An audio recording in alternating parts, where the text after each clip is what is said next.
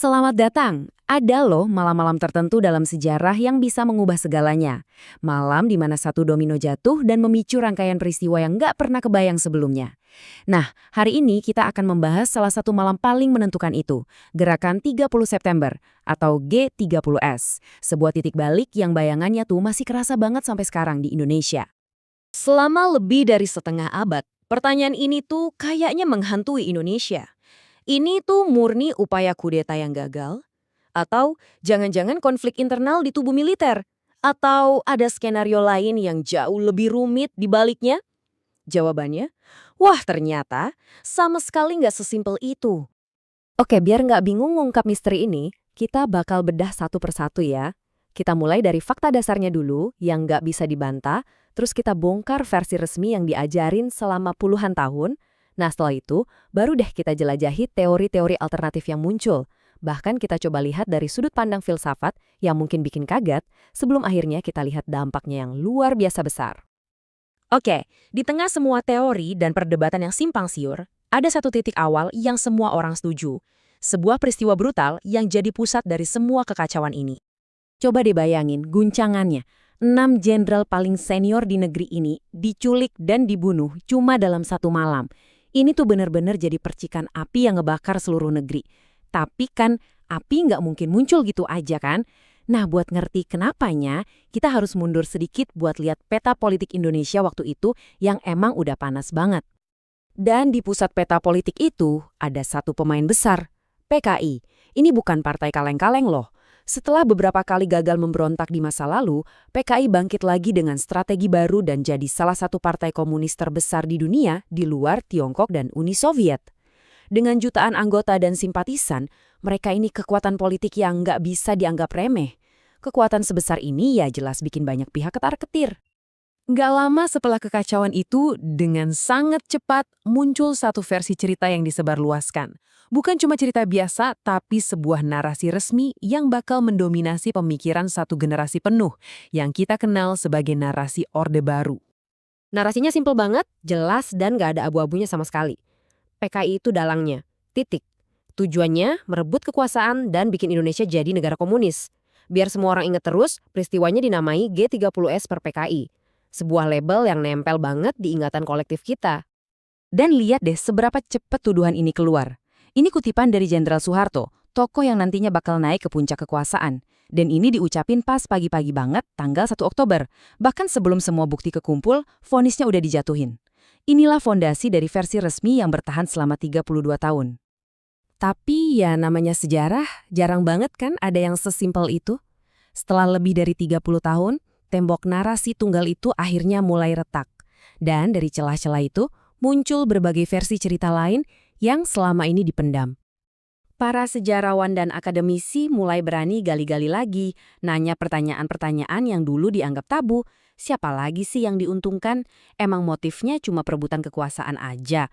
Hasilnya, bukan satu jawaban baru yang pasti, tapi malah kayak potongan puzzle yang super rumit, di mana tiap kepingannya nunjukin kemungkinan cerita yang beda-beda. Nah, kerumitannya kelihatan banget di sini. Ada teori yang bilang ini murni masalah internal Angkatan Darat, soal perwira muda yang kesal sama jenderalnya. Ada yang lihat ini sebagai aliansi rahasia antara sebagian perwira sama PKI.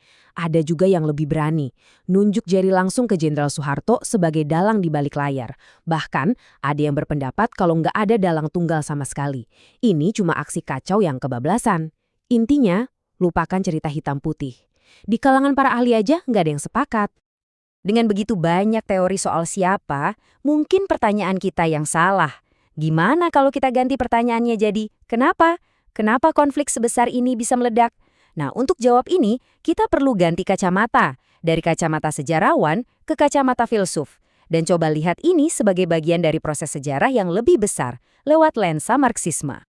Konsep kuncinya namanya materialisme historis. Kedengarannya emang ribet, tapi idenya simpel kok. Mesin yang ngegerakin sejarah itu bukan raja atau ide-ide hebat, tapi pertarungan ekonomi antar kelas. Gampangnya gini, siapa yang punya sumber daya dan siapa yang kerja untuk mereka. Konflik antara dua kelompok inilah yang, menurut Marx, bikin roda sejarah terus berputar. Kalau kita pakai kacamata ini, buat lihat Indonesia tahun 1965, G30S itu bukan lagi soal kudeta satu malam. Ini adalah puncak dari benturan dua kekuatan raksasa. Di satu sisi ada TNI yang nguasain banyak aset ekonomi negara, kayak perusahaan-perusahaan hasil nasionalisasi yang bikin mereka jadi semacam borjuasi militer. Di sisi lain ada PKI yang mewakili jutaan buruh dan petani atau proletariat. Dua kekuatan ini kayak minyak dan air, kepentingannya beda banget dan udah ditakdirkan buat bentrok. Dalam kerangka Marxis, ini tuh proses dialektis yang klasik banget. Tesisnya itu kekuatan PKI yang makin gede, ini mancing reaksi, yaitu antitesis dari TNI yang ngerasa terancam. Benturan yang nggak bisa dihindarin antara keduanya, ya G30S itu, menghasilkan sebuah sintesis atau tatanan baru. PKI dihancurkan, dan lahirlah rezim Orde Baru yang justru ngebuka Indonesia lebar-lebar buat kapitalisme. Jadi dari sudut pandang ini, G30S itu bukan kecelakaan sejarah, tapi hasil logis dari pertarungan kelas yang udah lama membara. Apapun teori yang kita percaya, satu hal yang pasti, akibat dari malam itu benar-benar nyata, gede banget, dan mengerikan. Dampaknya nggak cuma ngubah peta politik, tapi juga merobek-robek tatanan sosial Indonesia buat puluhan tahun ke depan. Setelah gerakan itu gagal, Indonesia masuk ke salah satu babak pembunuhan massal paling kelam di abad ke-20. Ratusan ribu, bahkan beberapa perkiraan bilang bisa sampai jutaan orang yang dituduh komunis dibantai gitu aja tanpa pengadilan. Skalanya tuh gila susah banget buat dibayangin. Dan dari sinilah lahir Orde Baru. Jenderal Soeharto ngambil alih kekuasaan. PKI yang tadinya raksasa politik dihapus dari peta. Haluan ekonomi negara putar balik 180 derajat. Dari yang tadinya anti-imperialis jadi super ramah sama investasi asing. Secara fundamental, G30S itu ngerombak total arah masa depan bangsa Indonesia. Dan pelarangan ini nggak cuma soal kekuatan fisik, tapi benar-benar dijadiin hukum. Lewat TAP MPRS ini, ideologi komunisme secara resmi dinyatakan terlarang di Indonesia. Dan ini warisan G30S yang paling awet. Karena secara hukum, TAP MPRS ini masih berlaku loh sampai sekarang. Karena sejarahnya yang berdarah dan penuh perdebatan ini, G30S tetap jadi semacam luka terbuka dalam ingatan bangsa.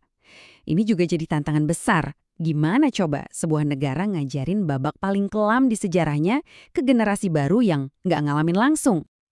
Dan ujung-ujungnya pertanyaan inilah yang ditinggalkan G30S buat kita semua. Kalau para ahlinya aja nggak sepakat, kalau narasinya diperebutkan dengan sengit, dan kalau traumanya masih kerasa banget, gimana kita sebagai sebuah bangsa bisa berdamai sama masa lalu? Mungkin justru karena nggak ada jawaban yang gampang, itu dia pelajaran terpentingnya.